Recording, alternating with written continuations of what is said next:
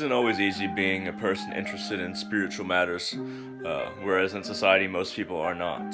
Kriyananda said that 1 in 1,000 people will truly seek God. Now, I don't know if I'm one of those people, but what's interesting about my certain case is that I'm on the cusp between being completely interested in self-realization and being more interested in material matters, satisfying my desires, and just being a kind of pawn in society, another working cog in the mechanism.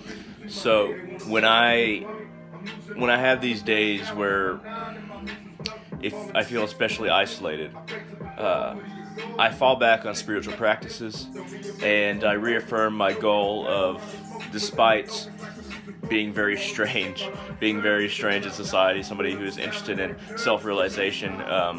There aren't as many of us as I would like.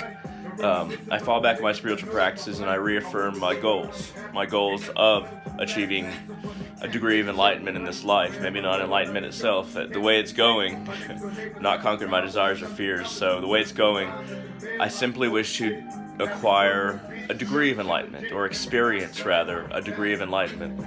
But I still drink, I still smoke cigarettes, and I'm still interested in physical intimacy.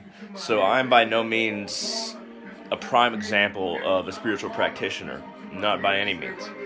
Um, but there's a lot of us on this cusp where we still satisfy our desires, but we are entirely interested in self-realization, and these are the things that we put through our head. We research different ideas, philosophical or spiritual or otherwise, about the nature of reality, about God, about the gods, about how you reach different levels of understanding, and we try to basically walk those paths and see if they click for us. You know, Hinduism has clicked for me, but that's not to say that I follow it completely or to the best effect, because once again I'm on that cusp between two worlds, between the material and between the material and the spiritual.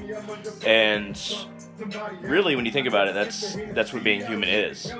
But unfortunately, it's hard to find somebody in this in-between ground. Most people are either one side or the other. So there are days when I feel lonely, when I feel isolated, and I don't really think about suicide anymore, because I know that it wouldn't end any pain that I'm feeling, because I just have to start over. I just have to start at square one, and I'd still have to work and work through all my problems. It'd be in a different body, in a different life, but I'd still have to work through the same problems I'm dealing with now, except I would be in a lower grade because I committed suicide, so I have to work my way back up a little bit more. And I'm so sure about reincarnation that suicide isn't an option, because that's not a way out. It's not a way out.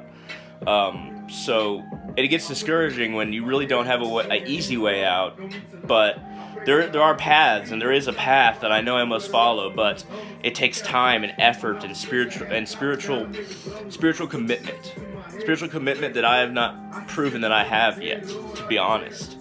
And though I think about very little else than things that are spiritual, and that's a wide variety of topics, my commitment and willpower is lacking. And I know that I have a lot of work to do. So there is no easy way out for me. But there is a way out, and I have to follow it. So on my own path, I will endeavor to do so. But I just wanted to share a little bit, because I'm having kind of a bad day. I hope y'all are having a good day. And if you like this video at all or want to say anything, you know where to shoot it. But thank you very much for watching, and I hope all of y'all have a great day.